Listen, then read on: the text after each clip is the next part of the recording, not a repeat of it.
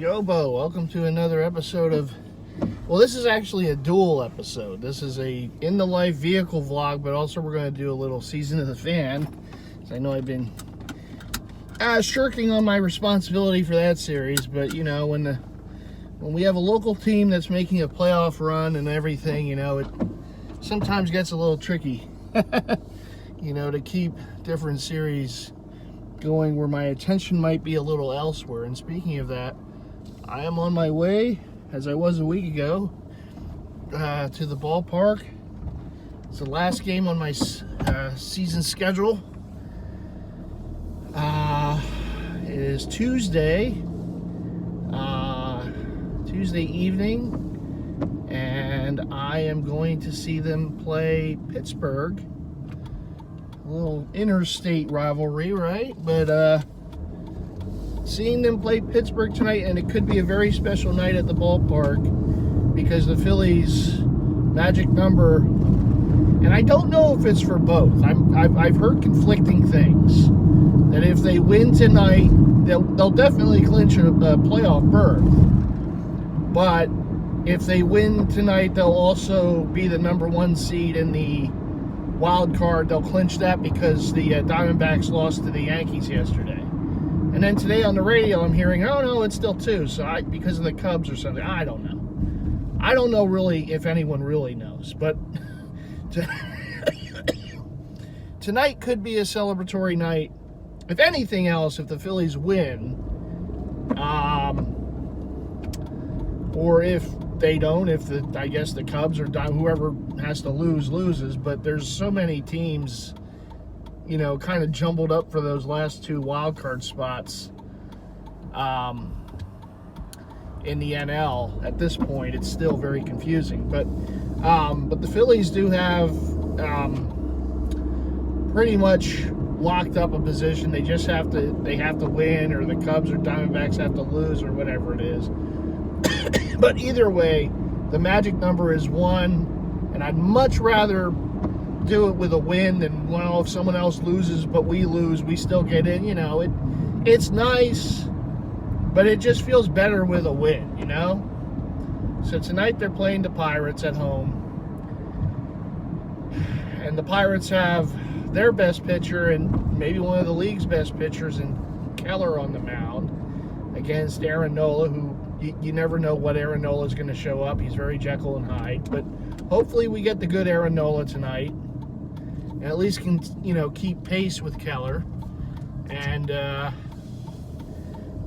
don't expect it to be a great offensive day because of the rain, because it could be very windy. It might almost be like one of those games at Wrigley Field today, just because of the wind and everything like that, but we'll see.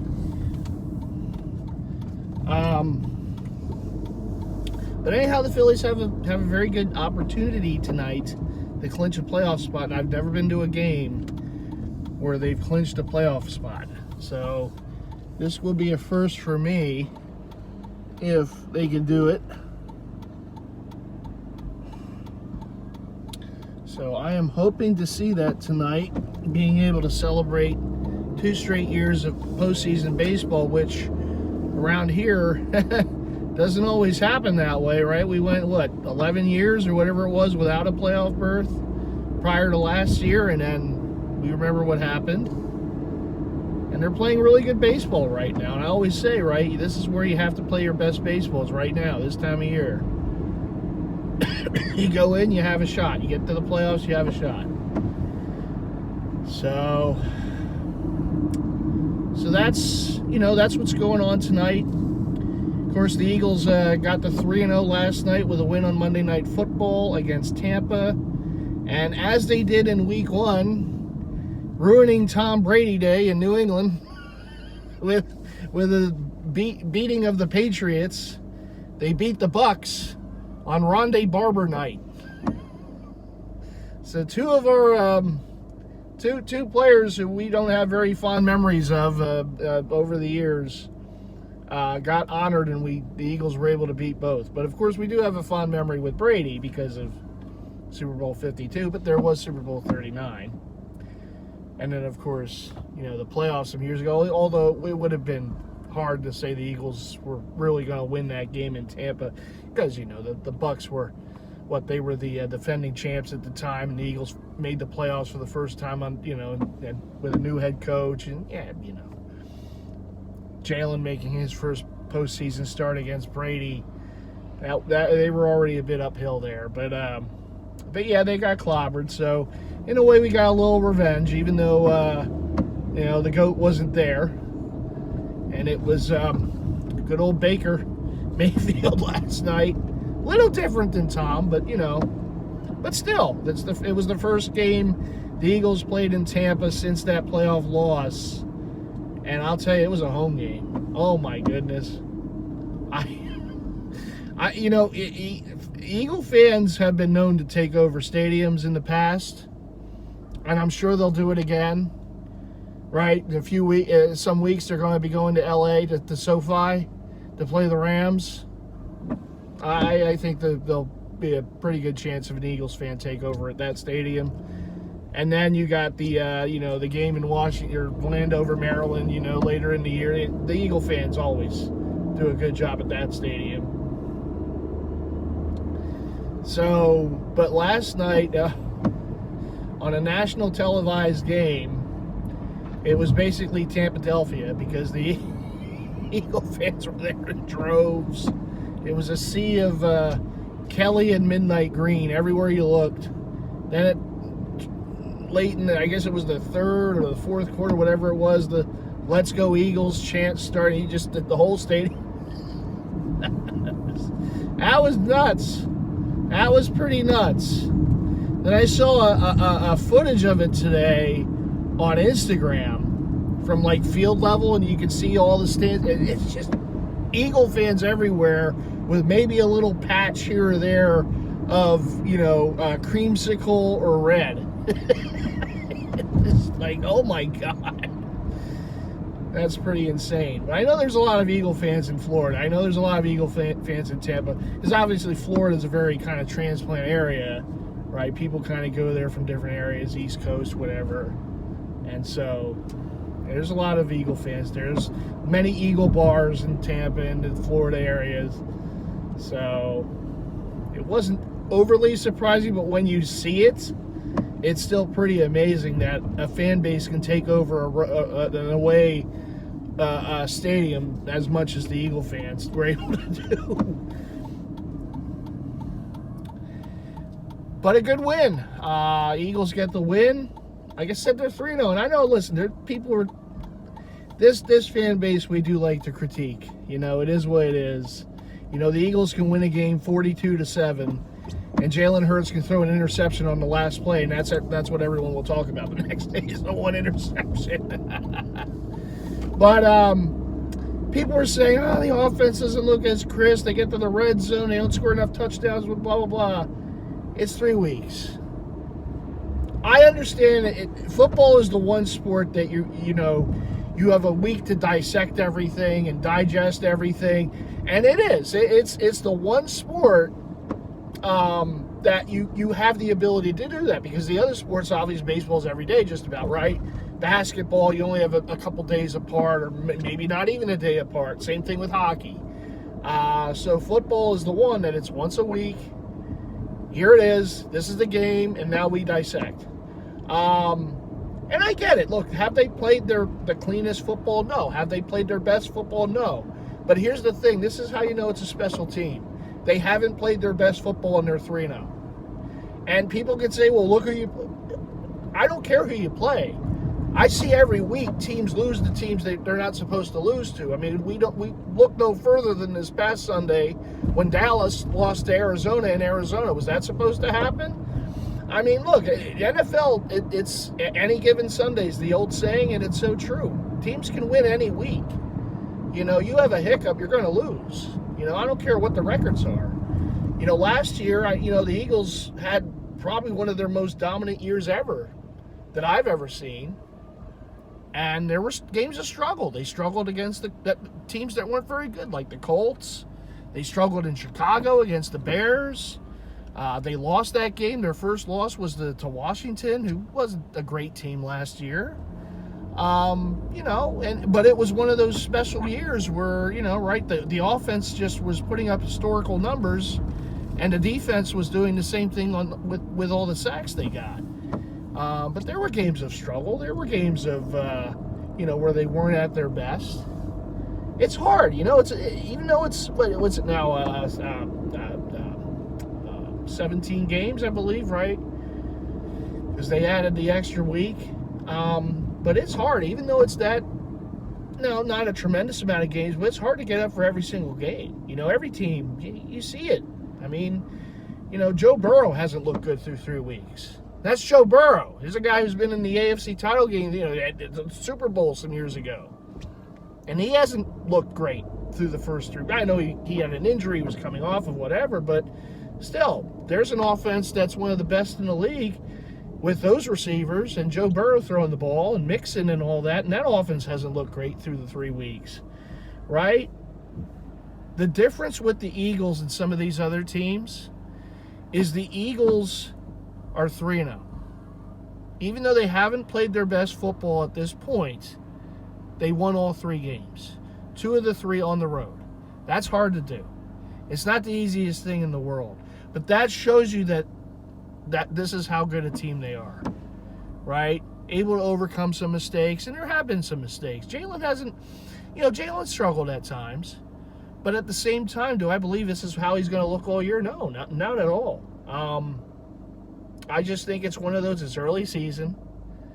Sometimes September is like an extension of the off season, and training camp and the preseason. So you're not going to have your best football right now. And those teams that are playing, like the Dolphins scoring 70 points, I mean, look, they're going to be games where they're struggling too. That offense is going to look, like, hey, what's going on there? That's just the nature of the sport. That's what it is. You can't put up Madden numbers every week. It doesn't work that way. Some teams may look like they do, but everyone has times where they're not at their best. And I do believe that we're still going to have really good football from this offense. They're too talented not to. When you have the weapons that they have with Smith and A.J. Brown and Goddard and the running game and this offensive line and Jalen, of course, you're going to succeed more times than not. And, maybe it's taking them a little time to really get that gas going. But I believe they will. I believe it's going to start this week against Washington. So it's not time to hit the panic button. I get it. People are like, when they play Kansas City and Buffalo and those teams. And for one thing, I don't look too far ahead in the schedule because, not that I ever wish it on teams, but there's injuries every week.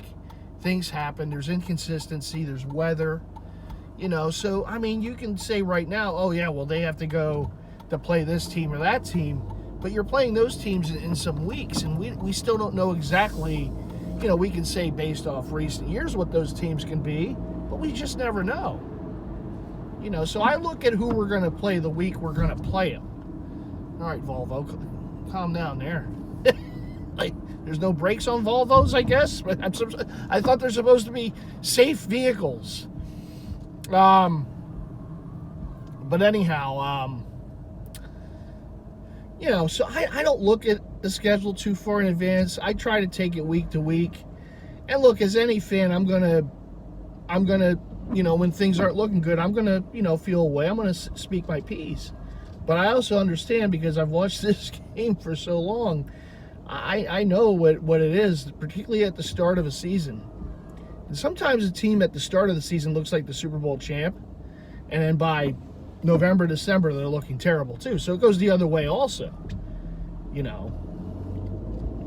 So I believe you got to peak in football. You really got to peak once you get to late October. You get the Halloween. I think you got to start peaking at that time as a team, as a collective unit. Now, you don't want to, have a lot of L's before that, because then you're behind the 8 ball. But the Eagles at least haven't done that. They're 3-0. Listen, there's a lot of fan bases that would love to be 3-0 right now. Bengal fans would love to be 3-0. They're 1-2. Other fan bases would love to be 3. Dallas would love to be 3-0 right now, right? I mean, you got Jake. He's 0-3. We gave him one of them. But, but I mean, look, I think the one thing as a fan base we have to understand, and I know it's hard for this fan base to really feel this way, because Philly fans, we always expect something to go wrong. It's like, no, we can't believe in it because something's going to happen. We're always fearing that something is going to go wrong. Some bad thing's going to happen. The team's going to let you down, this or that. But I will say, I do feel that the Eagles are one of those special teams, that they're going to be one of those teams in the upper echelon for the next how many years, because I still believe that they have the quarterback, that they have the coach, that they have the front office. That's the 3 legs of the tripod right there. I've seen how these teams become dynasties. And I'm not saying the Eagles are, believe me, I'm not saying the Eagles are the Patriots or the Chiefs. But I see how those teams do it. I see it because I watch it. I know what those teams did to be where they are. And yeah, some luck had to do with the Patriots. I mean, if Drew Bledsoe never gets hurt, who knows what happens, right? But I see how those teams won so much and why they're still why they stayed or still where they are. And it's because of they have those 3 things. And I think the Eagles certainly have that. I mean, last night you saw it on the broadcast. They were, praising Howie Roseman. Absolutely, 100% why? Because he's done a masterful job with this roster. I mean, I look at not just the veterans, and look, they have some great veterans. The locker room, with the Eagles is one of the best in the league, because there's a lot of character there. There's a lot of leaders in that locker room. There's a lot of, players. Look, there are players that won a Super Bowl years ago. They know what it takes to win. And then you have young guys who are hungry, who are coming in, who want to experience that, who want to be part of it, right? So it goes in a lot of different ways to stay that way. And you see those other teams, they had that too. How many, the Patriots, how many of those veterans they had? I know they cut some guys too. That was a bit of a cold-hearted organization. But they still had guys that won. They still had guys that knew what it took to stay at that level.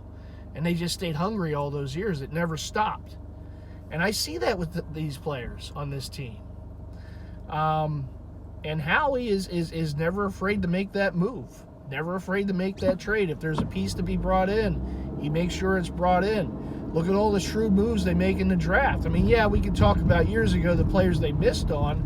But, I mean, now you got to just marvel at the players they haven't missed on, right? He learned from those mistakes. Right? And now they're one of the better drafting teams in the league. Yeah, they have a lot of Georgia dogs on the team. But but I gotta say this. Boy, that Jalen Carter. Oh my. Is he gonna be fun to watch over the next how many years? Oh my goodness. That guy is a man animal. He's a manimal. He's a beast. That play he made yesterday, which is not an easy play for a defensive lineman to make, right? Where it was a screen play. He turns around, he chases down the running back, and he punches the ball out of his hand. Unbelievable. But that's that football instinct that he has, that, man. And I know that there was some talk, about whatever, the racing or whatever the situation, but that guy could play.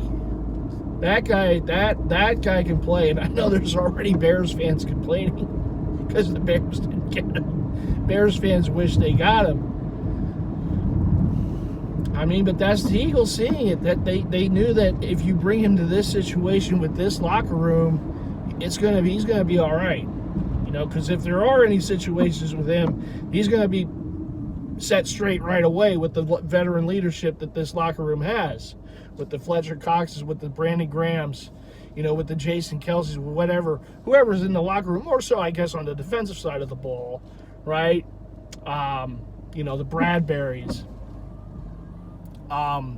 Slay, those guys. I mean, look, they're leaders, they're vets. They've been in the NFL for a long time, and some of them certainly still have the bling on the finger to show what happens when you win the ultimate prize. But this is so maybe a Carter goes to another team and it doesn't work out as well because they don't have that type of leadership on the team, but the Eagles do, so they can take a chance. They can take a chance on a player like this. Say, all right, you made a mistake, but you know what? You're going to learn on this team. You're going to learn what it is to play in the NFL. We see the talent that you have, and we're going to keep you under control on this team as well. The guy's amazing. He is fun to watch. He is fun to watch. There is no question as to why Georgia had so much success over the past recent years, because not only him, but look at the way Davis is playing. And I always liked him. I know last year I think he got a bit of a raw deal because he was a rookie. You're going to make mistakes. He got hurt. But I said, this guy's going to be he's going to be a good one. I see something in him. And boy, when he gets that running back goes down. I mean, he just engulfs the running back when they try to come his way. This defensive line is going to be so fun to watch. They're just special. They just are. I know they only have a lot of sacks at this point. I don't worry about that. They'll come. But the way they clog things up in the middle, and already they're number 1 in the league against the run. Not surprising. And the sacks will come. People are worried Hassan Reddick doesn't have a sack. Yeah, he doesn't have a sack, but look at how well the defense is still playing. And they're 3-0. Hassan Reddick, their sack leader from a year ago, doesn't have a sack, and they're 3-0. I mean, it will come. Sacks come in bunches. Hugh Douglas was talking about that today, and he would know. They come in bunches. You get 1, and all of a sudden you have 5. All of a sudden you have 10. All of a sudden you have 20. They come. I'm not worried about it. This team's just got to do what they got to do to make the plays that they've been able to make. And yeah, can they get better in some ways? Absolutely. Will they get better? Absolutely. Because I just have that belief in this team. And I think us as a fan base have to start. It's okay to admit it when you have a really good team. It's okay to admit it. I know we're not always, do we have a lot of Super Bowl rings? We have 1. But this is a good team. And to me, it has the makings of being a special team in this league. It really does, just to have that staying power that's going to fight for, NFC title games year after year. We're going to fight for Super Bowls, plural, year after year. Going to be one of those upper echelon teams for quite a while. Now, obviously, health is going to have something to do with it. Consistency is going to have to do with it. You're going to probably have to deal with other coordinators getting picked up by other teams because the teams that have success lose their coordinators, right? So the Eagles, 2 of them got plucked this offseason, and it is a different system in some ways. There are some different things to learn. It's going to take a little time, but they'll get there. And then they have success again this year. I guarantee you, if they go back to the Super Bowl or even the NFC title game this year, 1 or 2 of those guys are going to get plucked again. And now you're going to have to start over again. But that's where you have to have that solid head coach. That's where you have to have that solid system in place. That you see these other teams have, right? The Patriots did it for years. The Chiefs are doing it. Right now, those are maybe, it's unfair, to compare with those guys, because those guys were dynasties. I mean, those guys won multiple Super Bowls. The Patriots, obviously, the Chiefs have done it, but I see the makings of this team and where they can be ultimately, and I see that. I just do. I see a team that's going to contend for a number of years and going to be in the upper echelon for the NFC and in the league for the next how many years, going to be one of the more talked about franchises. Because they're doing things the right way. It's not sexy, but how do you win in the league? How do you win this sport? You got to be dominant up front. You got to win those interior battles up front. You got to have that defensive line and that offensive line. And the Eagles have had that for some years. They will continue to have that because this is what they value. They'll go after offensive linemen over some big-time running back or some big-time tight end or something like that, right? but they put a lot of value on that. And who's the guy that they never let get away? Stoutland. Right? Other coordinators have gone, but they made sure that Jeff Stoutland doesn't go anywhere because he is the best in the business when it comes to offensive line coaching. No one's better than him. And they did a great job by bringing him in and keeping him here. And but that's how you stay on top, man. That's how you do it. You have to have strength on the offensive and defensive lines. You can do that. You can win those battles. You're going to win a lot of games. Yeah, the quarterback has to play well. No doubt about that. You can't turn the ball over a bunch. No doubt about that. But they have put themselves in great position by what they have with the O and D lines. And what they'll continue to have with that for years because they have those next up guys that they draft, right? And kind of hoard away for a bit.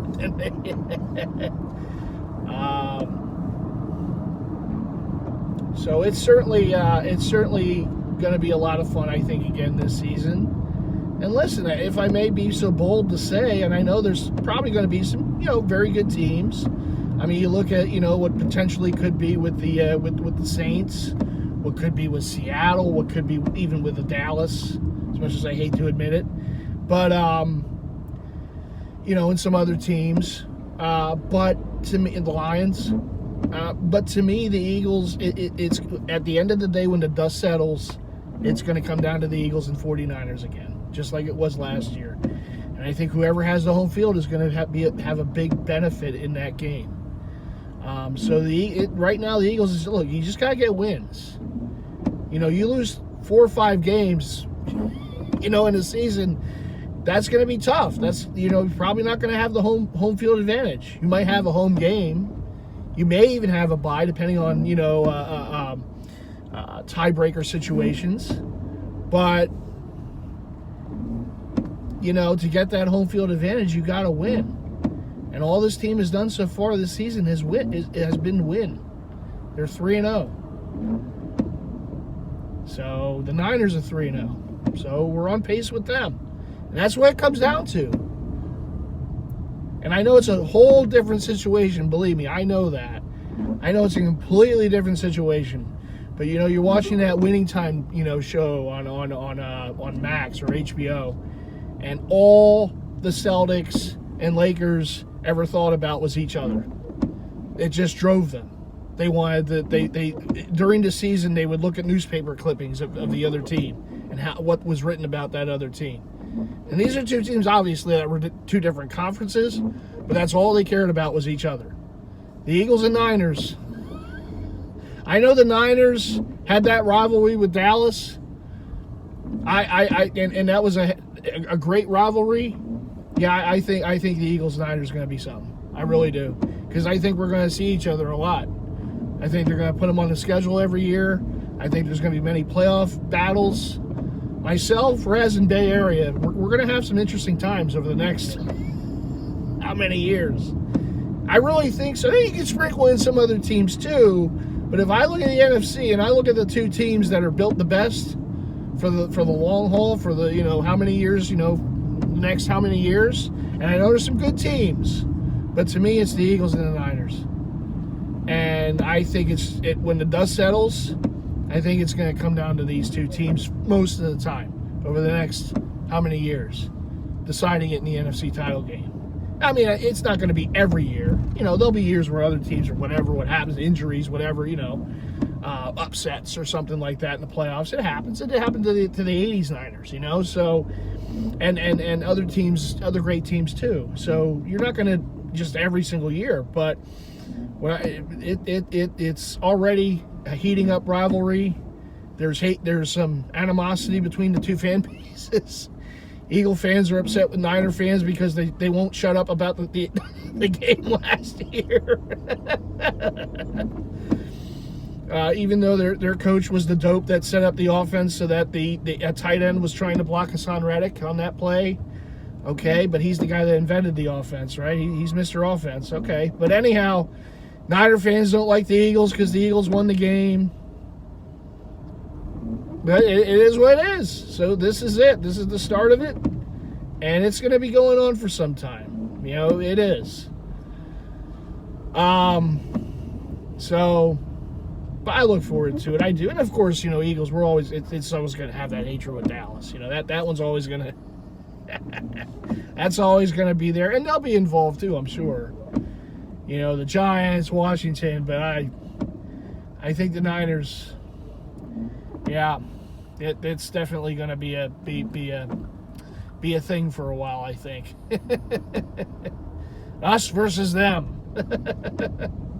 Cheesesteak versus wine and cheese.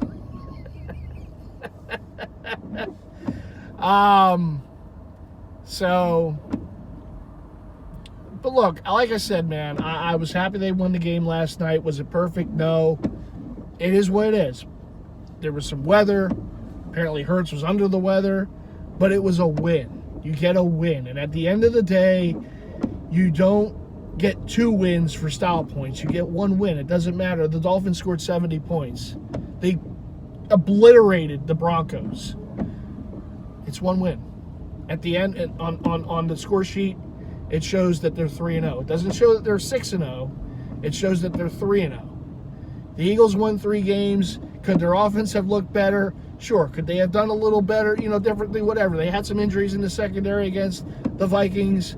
But, yeah. But you know what? At the end of the day, they have 3 wins and 0 losses. And that's all that matters. And for the most, I know they've had some injuries. You know, Avonte Maddox out for the year. And others have kind of been in and out of the lineup. But for the most part, they're still relatively healthy. And they're, you know, they're going to play better football. Again, I don't see any reason why they wouldn't. I don't think last year was a anomaly for Jalen Hurts. I think he's a really good quarterback. And I think, you know, I think it is tough. I'm not using it as an excuse, but it is tough when you're dealing with different offensive coordinators just about every year that he plays. And the one time when he had the same offensive coordinator was last year with Steichen, and he set the world on fire last year. But I think there's still that in him, and I think that you're going to see that as the season goes along. You know, there's too many weapons not to. I mean, you look at this offense, and it's just, I mean, who do you guard? You try to guard, you know, Devontae Smith, and A.J. Brown goes off, and Dallas Goedert, you know, makes some plays. You think, all right, well, let's try to take the tight end away. Well, then you got these receivers making, and the way they run the ball. And I know it's old school. It's not that sexy air raid offense that people love to see, right? But there is something about just being able to put a team's will away in the fourth quarter by running the ball down their throat. And this is 2 straight weeks they've done it. I mean, they closed out the game yesterday. The Bucs tried to make it a little interesting, and then the Eagles go on this long drive, and even to the point where, and Temple tough, but Todd Bowles said, all right, we don't even need to use timeouts. We're good. Let this one go. Because they couldn't stop it. And then when they had the Eagles on a 3rd down, A.J. Brown makes a play. You know, so it's a hard offense to defend when all is going well. I would say it's almost an impossible offense to end when all's to stop when all's going well, because you got this offensive line, you know, making huge holes for the running game or protecting Jalen, and then you have Jalen making plays. You have these receivers making plays. I mean, there's really, who do you cover? I mean, and I do think we're going to get back to seeing this offense play the way they're capable of in the air as well as on the ground. But them doing it on the ground has been successful. So, hey, why not, right? You know, baseball has a closer. The Eagles' closer is the offensive line in Swift. Right? And the tush push, people are making way too big a thing about that. It's a legal play.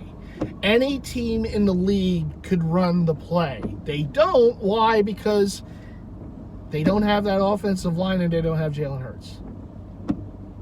That's why. You know, if you want to say it's a cheat code for the Eagles, listen. Teams have made successful plays that they did right.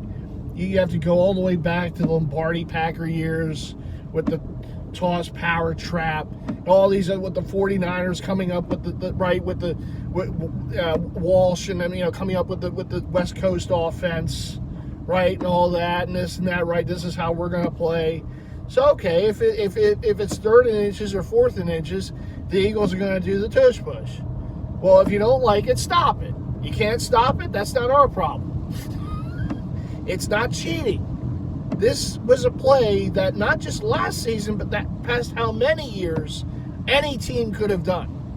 Just the fact that the Eagles are doing it, and because they're having success, and they're not a team like a Dallas or a 49ers or one of those other teams that has this charmed, aura about them. So, of course, the Eagles are doing something that works, and people are taking offense to it. I'm just calling it as it is. If this was if this was the Patriots doing it back in the day, if this was the 49ers doing it, Dallas, Kansas, how many darn things does Kansas City do? They're doing this like ring around the rosy thing, right? How many things do they do at the goal line? And it's isn't that cute? It's Kansas Mahomes. It's cute. It's No, it's because the Eagles do something, and it's how could they? We gotta take that away. You can't have it both ways. I'm sorry. If other teams are doing it to us, hey, it's in the rules. We can't stop it. What can we do, right? And other teams could try to do it to us, but they're not as good at it, rather. They don't have the hosses up front and the quarterback that squats 600 pounds to be able to make that push.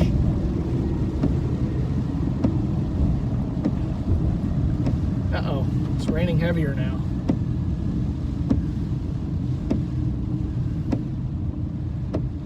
I don't know about this. We'll have to see.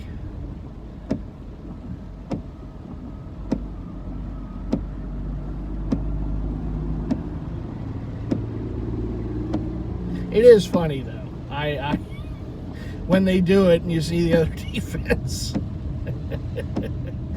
It's best when they show it in slow motion afterwards. I'm like, well, look at what the defense was trying to do. And honestly, people get hurt doing it. Sometimes I get a little fearful watching it. I'm like, ooh, I hope Jalen gets up or Kelsey. Kelsey.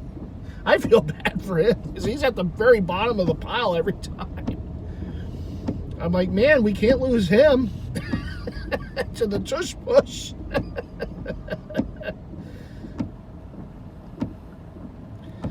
People complaining about it, it's like, dude, it's not like that's all the Eagles do to get down the field. It's not like they're just doing the tush push from wherever they get the ball all the way down. It's a short yardage situation. And teams know what's coming. You know to prepare for it. You know this is what's coming. It's not like it's a surprise. But if it's something that's benefiting one team, it's not benefiting your people are going to complain. That's just what it is. Unless, you're one of these teams that people just enjoy watching or whatever, have these players that are on these TV commercials that people are like, oh, that's nice. That's so-and-so. Oh, okay. The Chiefs can play bring around the rosy all they want. Yeah, that's nice. I do like that commercial, though. With Andy Reid. I know Andy's been in a few of those commercials. The insurance commercials, but I like the one he's in this year when they're trying to use food as the the fast food as the examples, and then I think at the end something along the lines of he's like, oh, can we see it again and use those nuggies? He's using his fingers to try to get to the chicken nuggets. I just love how he says nuggies. You have to remember, I remember when he was the Eagles coach all those years ago, and just seeing him now, I'm happy for him. I'm happy that he's had success because I always thought he was a good coach. I think it just he just kind of, it got kind of stale here at the end, but I never thought he wasn't a good coach. I mean, the Eagles, until, winning Super Bowl 52, had their most success that I saw in my lifetime under Andy Reid.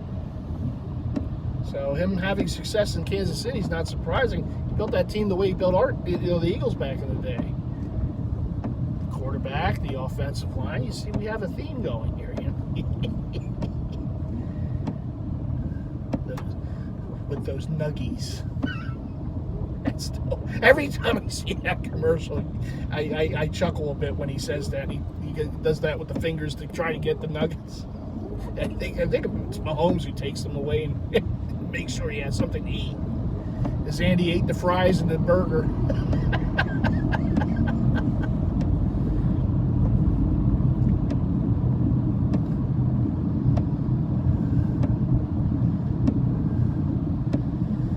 Oh my goodness, oh my goodness. Yep. So at the end of the day, like I said, I'm happy to be 3-0. I'd much rather be 3-0 than 2-1. Or certainly 1-2 and 0-3 at this stage. There's work to be done. I believe they'll do it. I believe whatever has to be corrected, they'll work on that and they'll get there. It's too good a team. It's too good an offense for things not to work. Am I happy with everything that Johnson's done as a coordinator? No. But at the same time, I think I like that he adjusted when they were having problems throwing the ball against the Vikings, and they started running, and they saw that was successful. They just kept doing it. Sometimes you just look. Sometimes it's a simple game. If something's working and the other team can't stop it, you just keep going. Why try to rewrite the book? If it's working, you go with it.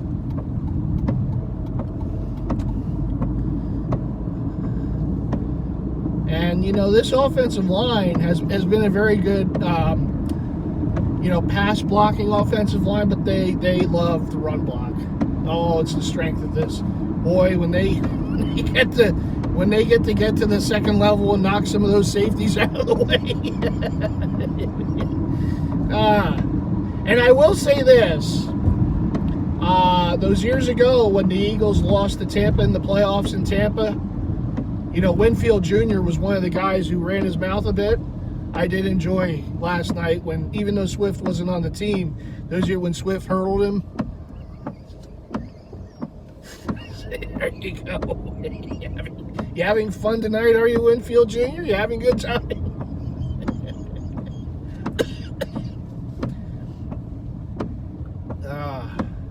Remember I mentioned about this billboard here with the Fly Eagles Fly and the Kelly Green for Miller Lite.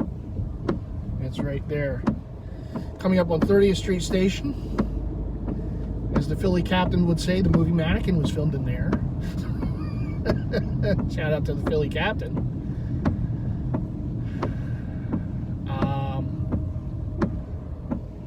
I always forget the darn name of that Denzel Washington movie. It was filmed in Philly. Where the spirit kept, taking over different people. But part of that movie was filmed at 30th Street Station.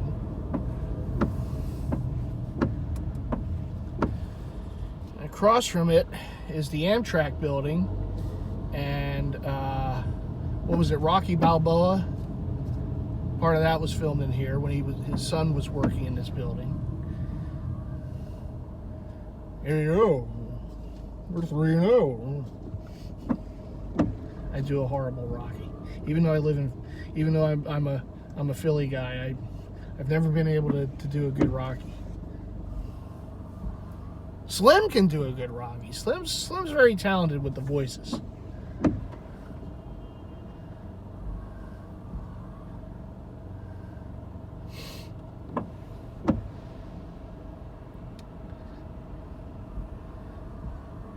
So, as I did last time, I'm trying to get on Market Street and then take Broad Street down to the ballpark.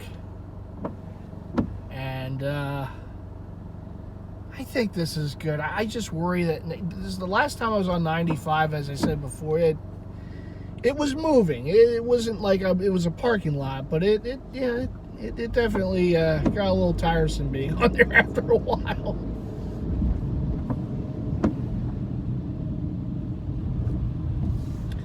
So, I think I would like to be in this lane.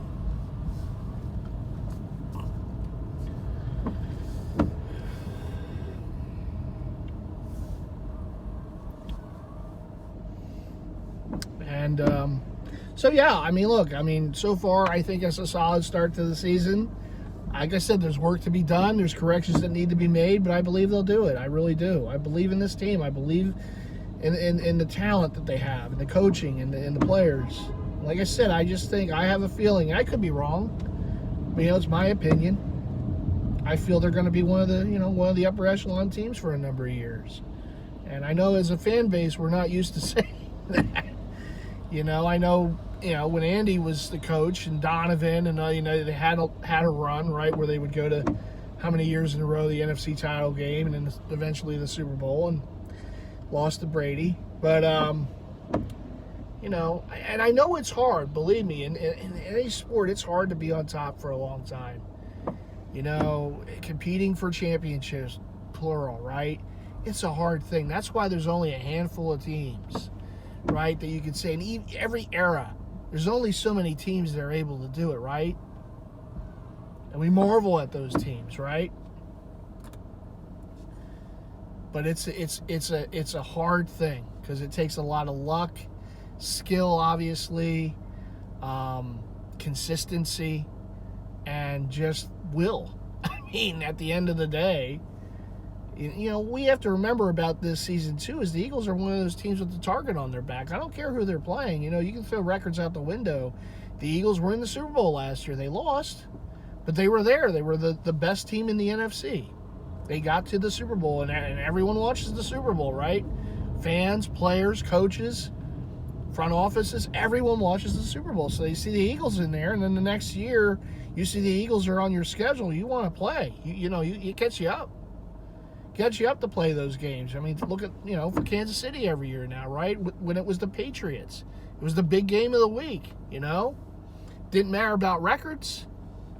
Those teams got up. The Dolphins. Look, how many times did the Dolphins beat? And how many years did the Dolphins have a great record, right? They weren't. They weren't one of the better teams. But they got up for those games because it was the Patriots. It was a division rival. But it was the Patriots. It was a dynasty. It was a Super Bowl, right? Either the runner-up or the defending champion. You gear up to play those teams. And the Eagles, look, it's teams, the division rivals for sure, but other teams are going to circle that game. It's the Eagles. It's the defending that NFC, particularly teams in the NFC, because the Eagles are the defending NFC champions. They're going to gear up to play that team. They have all these different players, right? Hurts and A.J. Brown and Smith and, Dallas Goedert, all these guys on defense, and, Cox and Brandon Graham, and, of course, Kelsey up front on the offensive line, and Lane Johnson, all those offensive linemen.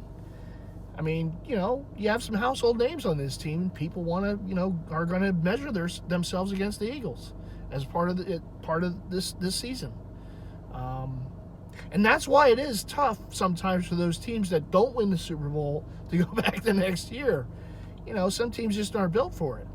And it doesn't matter. They get circled as one of those teams you want to gear yourself against, because they're the defending conference title champion. Even if they didn't win the Super Bowl, they're the defending conference champion. They were in the Super Bowl the year before. But I think the Eagles are built different than some of those teams. I really do. To have that staying power, to have that chance to go back to the Super Bowl. But obviously things have to break right, and home field advantage is going to mean a lot. That's why it's so important, to win games.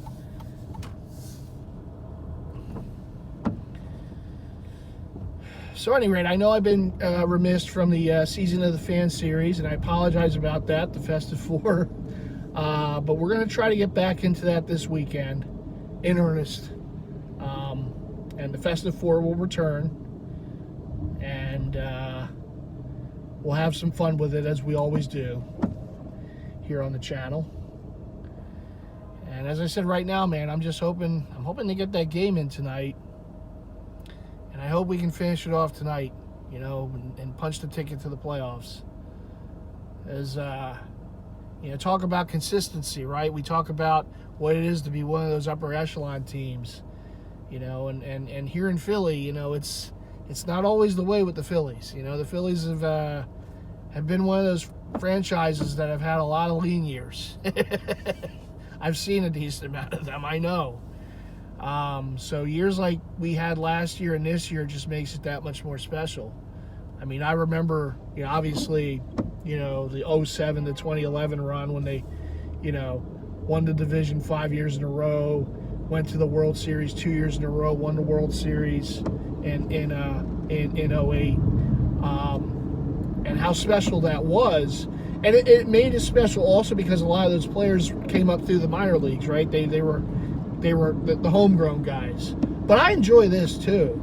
I mean, I know, and we do have some homegrown guys on this team that are very rootable.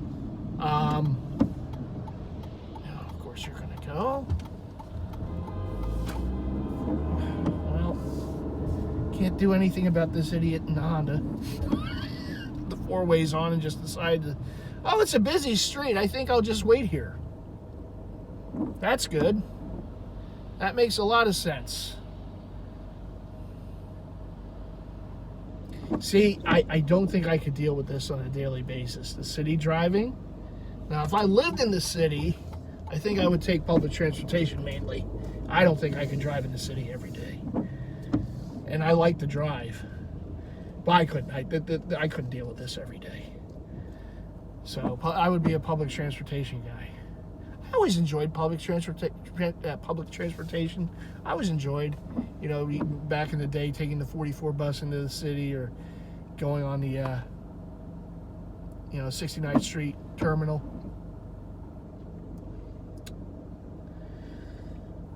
Or even the regional rail, SEPTA, the R5. But so yeah, I mean, there are players that, yeah, certainly like Alec Boehm and Bryson Stott, you know, came up through the system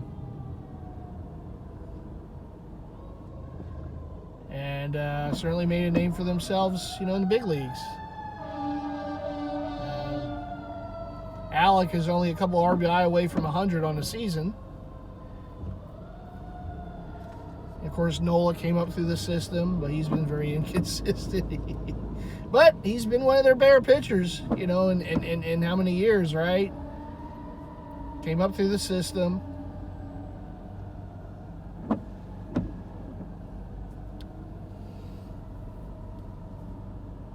I like that Miguel Rojas, I really do. I think we got our center fielder for the next decade, I really do. He's another one of those guys came up, right? But even if they didn't come up through the system, I mean, Bryce Harper is just one of the most beloved athletes in the city. He just took to the city right away as soon as he came in. And obviously, right, the story with Trey Turner this year and everything, his first year and the standing ovation. And yeah, I mean, it's great to have those kind of superstars who didn't come up through the system too. But I think what's cool about the team now is you have that nice blend of, right, superstars who came from other cities, but also enough of the homegrown talent that, you know, mixes well. And that's why the Phillies have had success in recent years, right? Of course, Rhys Hoskins was another one of those homegrown guys. Unfortunately, he's hurt this year, but he had the bat spike last year against Atlanta. Probably the most epic bat spike ever, and it's great. You know, when you had that run the way we did, and you have the Utleys and the Rollins and the Howards and the Hamels and Chooch, right? Those guys who came up through the system, the core guys, right? It's awesome, and it doesn't always happen that way, you know? So when it does, it makes it more You know, you do appreciate it because you know it's hard to do that, right? Sometimes in baseball, it's hard to scout. It's hard to scout talent. You marvel at the teams that always seem to be able to do it, and you see those other teams that have struggled with it, like the Phillies. I mean, Phillies haven't had great scouting until kind of more recent time. And, you know, after that core group, there was a lot of just lean years in the cupboard, right? A lot of guys who just never panned out at all. But then they finally started to get the scouting a little better. Started scouting, you know, getting better, you know, prospects and players who did pan out. And that's what you have to have. It has to go hand in hand. You know, the teams that just try to, and the Phillies have spent a lot of money, but the teams that just try to spend money and that's it, you're not going to have success. Even the Yankees, people talk about the Yankees like, oh, they just spent all the money. Yeah, but they also had a lot of homegrown talent that came up through that system. That's why they won so much back in those 90s years into the 2000s, because they had those core, the core four guys who were drafted, who came up through the minor leagues. Yeah, they spent a lot of money, and sometimes they spent it foolishly, but they won so much because of for a large part of the reason was because of those homegrown guys that they brought up that became their core group of players. It's the same thing with the Phillies from 07 to 2011. And even you can kind of say, not as much as 07 to 2011, but the Alec Boehms, the Bryson Stotts, you know, those guys who are part of the young core of this team, is part of the reason why they're having success. I mean, Alec Boehm has certainly worked on his defense, you know, at third base. Give him a lot of credit for that. You know, Bryson Stott, you know, he still has to get a little better at getting a little stronger, you know, not getting to this time of year and start the fading, right? This is where you got to play your best baseball. I believe he will. I think he's a good ball player. And I like the addition they made last year when they traded for Brandon Marsh, because he's proven to be a pretty reliable player. He was a young player with the Angels, and sometimes you know, even the team you cut your teeth with, you're not going to have your most success. Maybe it's that other team. Maybe you need a change of place. I mean, we might remember back in the 07 to 2011 run, for a good portion of those years, we had a player who came up with different franchises, couldn't quite stick, was Jason Worth. He came to the Phillies, and he just was the player that he felt he could be. And he had great success here. If I remember correct, he was the player who led the team in average in the 08 World Series, was Jason Worth. And he got quite a payday in Washington, but he came back. He came back, after his days were done, to be part of the, the anniversary teams or whatever from the those years. And, fans, cheered him as they should have. He was a really good player. He was an integral part of that team that won in 08 and then continued to have the success. He was a really good RBI guy on that team. Some say Alec Boehm has a swing like him. And, we'll see. I mean, Alec, is he ever going to quite have the power numbers? I don't know. I mean, he is, right? I forget if I think he's on the cusp of 20 homers this year. I mean, and I don't know if he's ever going to be a power hitter, but he could be a consistent hitter, and that's okay with me. You have enough power hitters on this team. As it is right now, your leadoff hitter is a power hitter, whether we like Schwarber to lead off or not. And of course, you have Harper and you have Castellanos. You have other guys that are going to drive the ball. That's for sure. Turner can drive the ball.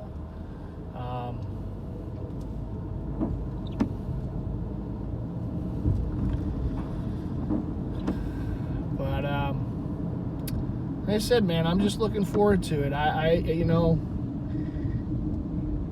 After all those years missing out on the playoffs, it's nice to have, consistency now. It's nice to have a few years of being in. And I can see them getting in again. I don't think this is it.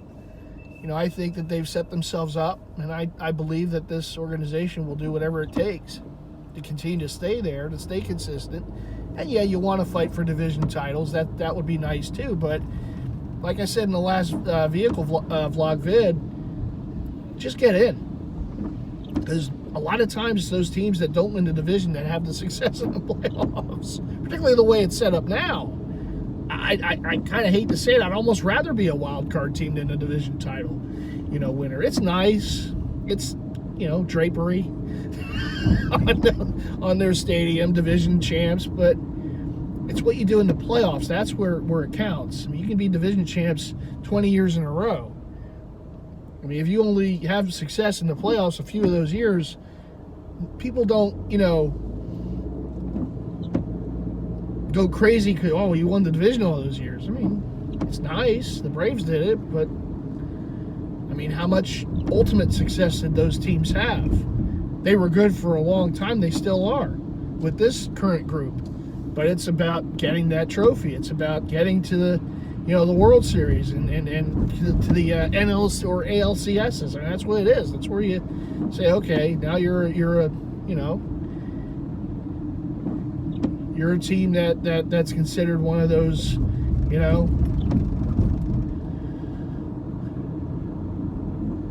contenders, for a title. Once you get into the playoffs, you can be contenders all you want in the regular season. And that's all fun and good, but you got to do it in the postseason. We remember, look, that 2011 year when they had the 4 aces and they were one of the best teams in the league, 102 wins or whatever it was at that time, and we lose in the divisional round to the Cardinals, and they had a series lead. They were up 2-1 in that series. And then that damn squirrel got in the field, and everything went to hell. But yeah, so I mean, you can win a lot in regular season. You can do a lot of great things in the regular season, but the postseason is where you're remembered for it.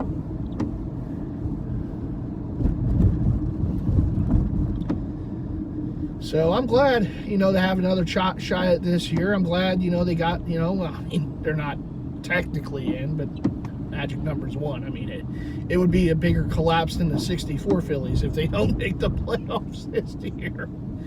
So we're saying this with the thought that yes, they will win tonight or tomorrow or whatever, and they will get that postseason spot wrapped up. Yeah. So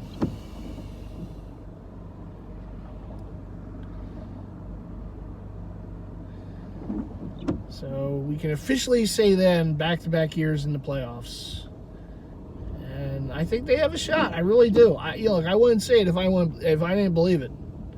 I do feel that they have a shot as good as any because they're playing really good baseball right now. This is when you got to play it. You got to play your best at this time of year.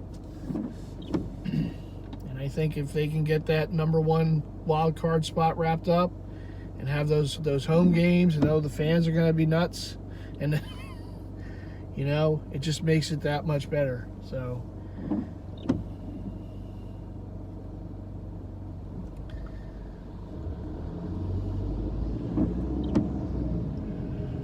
I'm on Broad Street now. Excuse me.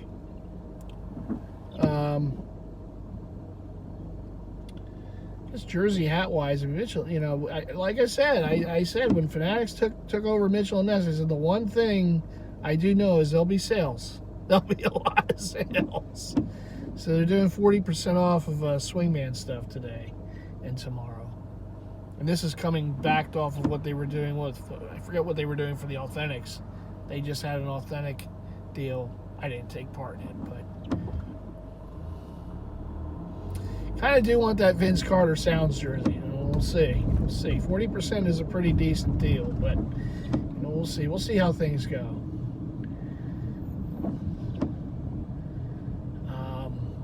So there's that going on, and I know people have been talking about the new third jersey, or the alternate jerseys for hockey. Some teams have been putting out there. The Jets have a new one. I like the fact that the Wild went to that reverse retro 2.0, or was it the 2.0? basically. That look for their alternate, it's almost like a North Stars. It's like a North Stars Wild jersey. I like it. And I never did get that Reverse Retro 2.0, so I can see myself grabbing a Kaprizov in that sometime. And I know I'm grabbing that Ducks one when that comes out. I know it's gotten some people like it, some people don't. I like it. I like they put the old shoulder patch logo on the front. That's going to be kind of cool.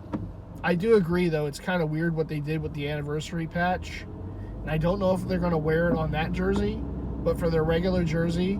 So if you're an alternate captain or captain, the placement of the patch is on that side.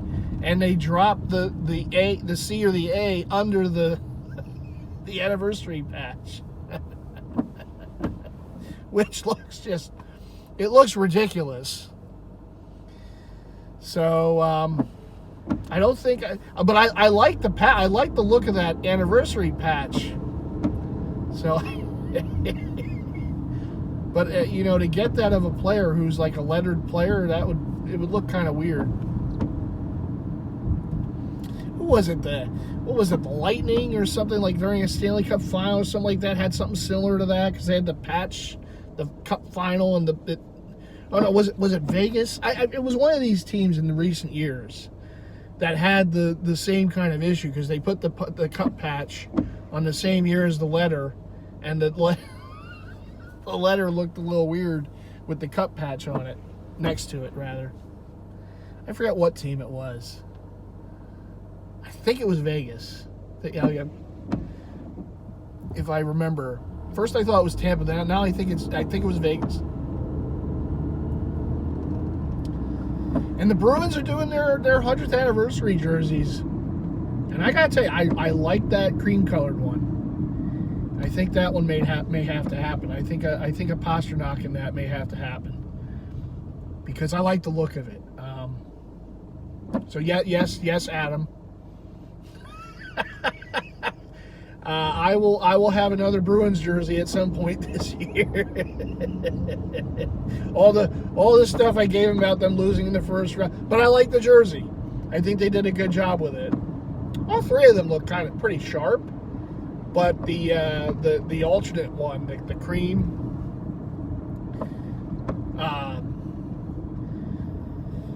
it looks really nice. So that one may have to happen. I might get that one from Cool Hockey whenever, because then you can get it professionally stitched, and plus I think Pasternak is a alternate captain this year, so I'd kind of like to get it with that A on there. That's the other thing I liked about how the Wild did their New Jersey, the alternate. It's similar to what the Flyers did years ago, somewhat, because when the Flyers did their Winter Classic jersey when they played at Citizens Bank Ballpark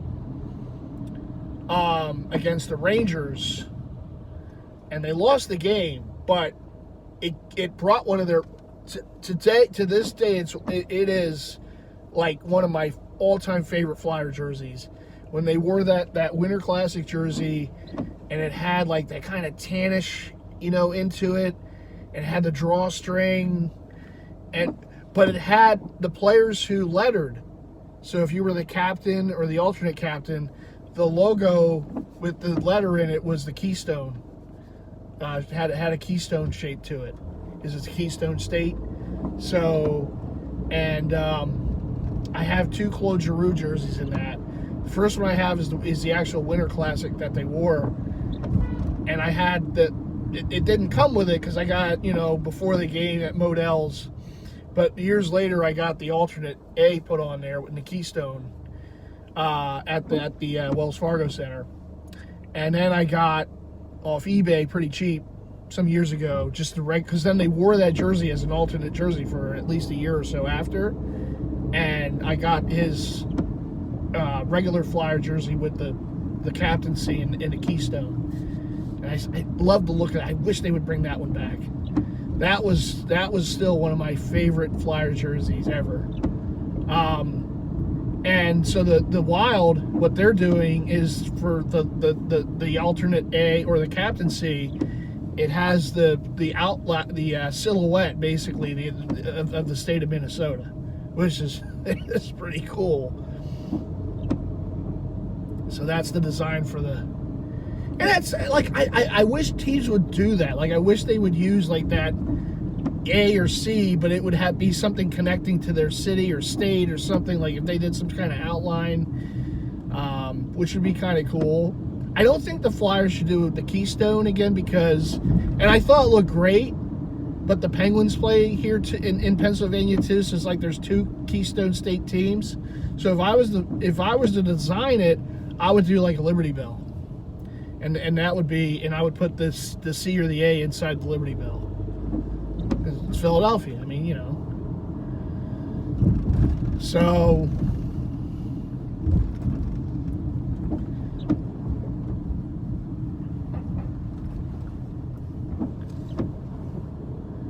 that's what I would do. But I think it's cool. I do wish that this becomes a trend and more teams do it.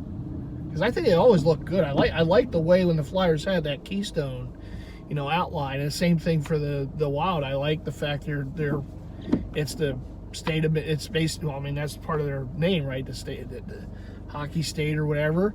But it's the Minnesota outline, state outline, as the what they're using with the C or the A inside of it. So that's pretty cool. But that kind of thing, unless I think like if you have like sometimes if it's a captain's jersey, they'll put the captaincy on there, but most of the time if you get a jersey like an Adidas or a Fanatics, certainly a Fanatics, they don't do anything for the alternate captain. That you would have to either go somewhere to get customized, or you can get it from Cool Hockey. So if you want the alternate A on a jersey, and in some cases even the captaincy, you have to go through Cool Hockey, get it custom done. And it's really not that much more, you know, from what you're going to pay on Fanatics or something like that. It costs a little more if you get the hand-stitched option. And even for that, I wouldn't get it on all of them. It would just be like a select. Like, I think I would get it for the Bruins for the 100th, because I think that will look pretty good whenever I do get that jersey. But most of them, I won't even do the hand-stitch. I'll just, you know, because the other cool thing about Cool Hockey is they also have the option to put the anniversary patch, or if they're, you know, having any kind of, you know, special game or something, you can get that put on there, and they have that listed for the team as one of the options when you're putting your order in. I've only done 2 orders with Cool Hockey, but both times I've been very happy with it. I think it's been only 2. So I think I got the Zegras Ducks jersey last year, the reverse retro 2.0, and I got the Seattle Kraken Yanni Gourde with the inaugural patch, and they both came out fantastic. And the turnaround time isn't bad. It's like a month or 2, maybe. It just depends on the time of year. I think the Zegras took a little longer because we were on holidays, but I got that Seattle jersey. I mean, it wasn't even a month. So, you know, it just depends about the turnaround time for the time of year, obviously. But you can say that with anything, really. And honestly, if you look at some of the jerseys, like when a new jersey comes out for like a special event or anything like that, or even if you look on Fanatics, it says it won't even ship until a certain date, right? So, some cases it's almost like you're better off finding it in a store somewhere or something. And of course, I know Fanatics had the problem with the Kelly Green Eagle jerseys with the numbers being crooked or whatever. You know, something with the printing or something. And they didn't exactly do quality control with it, and they just sent them out. And there's been a lot of, I don't know if it's still going on, but I know they had to redo a lot of stuff for the Eagles. I got mine at the stadium though, see, so, you know, but I, like I always said, I would rather go to stores and brick and mortar and see the stuff and look at it and know if it's really right for me or not. Yeah, I get a lot of stuff. I mean, you know, I get a lot of stuff online, but there still is something about, about getting stuff in the store and actually holding it and seeing it in person and, kind of making that ultimate decision whether you really want this or, yeah, maybe I can wait a little bit, you know? I got plenty of stuff online. I mean, I would be lying if I say I didn't.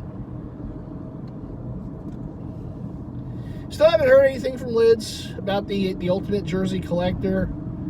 I get so much junk mail, though. I think I better maybe be a little more careful.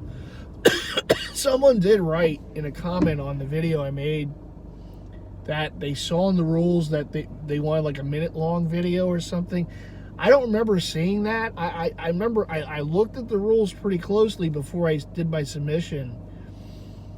And to be honest, I don't know if you could do a minute. Like, I know TikTok it is. And I know YouTube, they have the stories or whatever that is a real short, or shorts or reels or whatever they call it, right? Where it's a real short thing.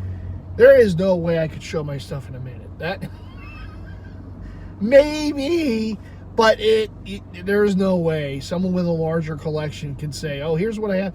Maybe I can just go real quick over things, but I have no idea how I would do my collection in 1 minute. There's just, you know, in a way it would be selling myself short for what I have. Because if you're just getting a little glimpse, and even I would consider even what I showed a glimpse, because you're not seeing every single jersey individually, you're seeing them all together. And I know they showed the practice worn Eagles jersey, but there's no way I could do my collection in a minute. That just wouldn't happen. So if that's the case, and I don't get, you know, they just kind of bypass me for that. I mean, it is what it is. But again, for me to try to show everything, just what was my video, like 17 minutes, under 17 minutes? Even that, it was like I just felt like I didn't have enough time.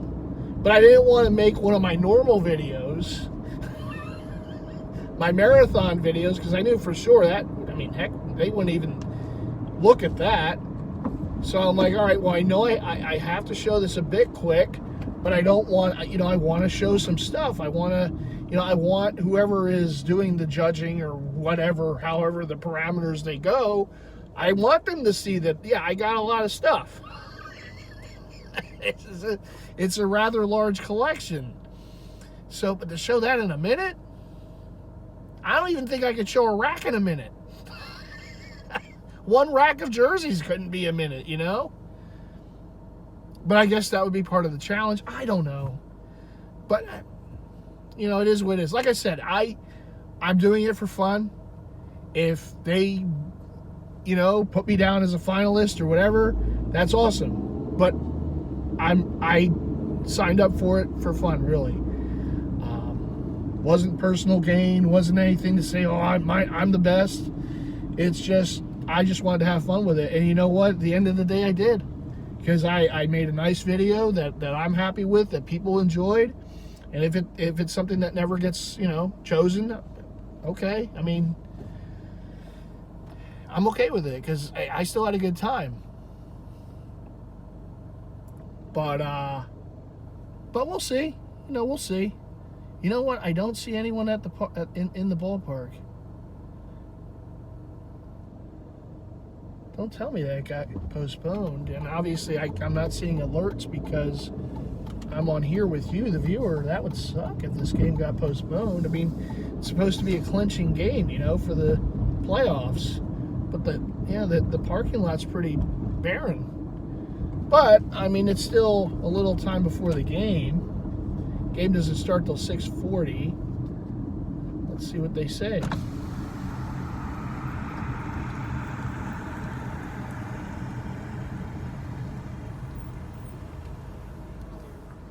Hello. Okay.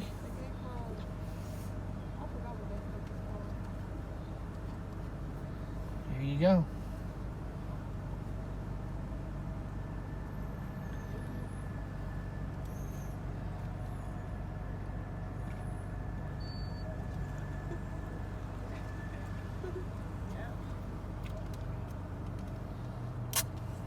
Thank you very much. You too.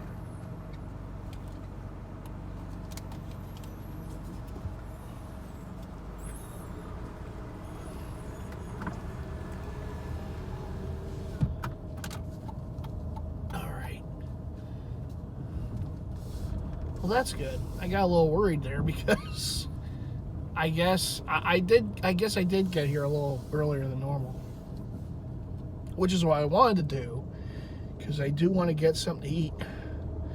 There's my buddy, the punter. So I think I will park over here. Actually, you know what? I don't know why I'm going this far.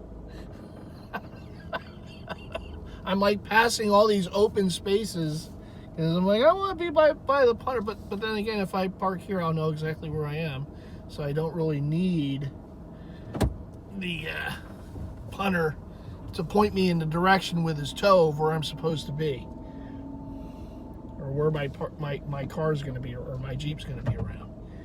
And yes, I didn't take the Mini today as I thought I would because I don't really like to drive it in the rain. I think the Jeep is a little better in the rain than the Mini. And the Bond Birdsmobile is. And also I could do another wonderful vehicle vlog with all of you. So.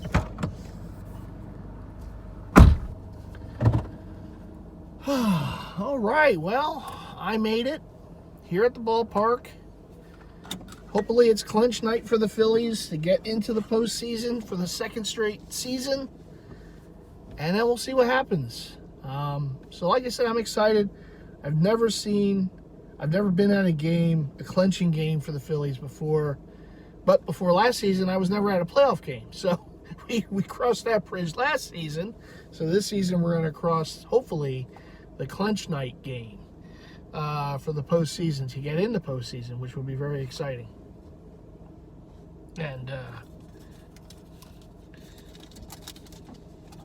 so I'm looking forward to hopefully seeing the Phillies get a win against the Pirates, and clinching off this playoff berth. In fact, years ago, back in '93, the Phillies won the division in Pittsburgh against the Pirates. So here we are many years later, 2023, and the Phillies have a chance again, not a division title, but clinch a playoff berth against the Pirates. So everything kind of comes full circle, if you notice. So anyhow, there's people tailgating out here, the hardy souls out in this weather. I am going to make my way to the ballpark, get something to eat, watch the game, and hopefully celebrate a playoff berth in the evening. But I thank you all for watching another marathon here of MightyFan going to the ballpark. Again, this is a combination, a combo wombo, if you will, for In the Life and Season of the Fan. And we covered both sports, right? We did baseball, we did football. We'll get the basketball and hockey. I guess we covered a little hockey with Jersey Talk, right? Basketball, not so much. But the Sixers have been laying me down every year, so, maybe it's for the best. But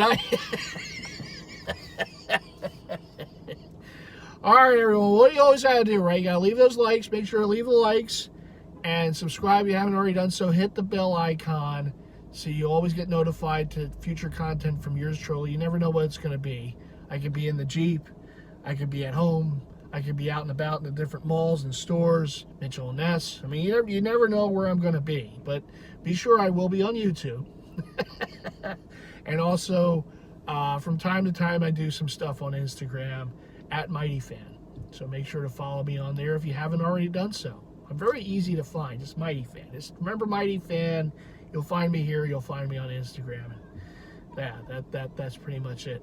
So go Phillies tonight. Let's wrap this thing up. Let's get to the postseason. Let's punch our ticket, and we will take it from there. All right, everyone. Y'all take care. See you in the next one.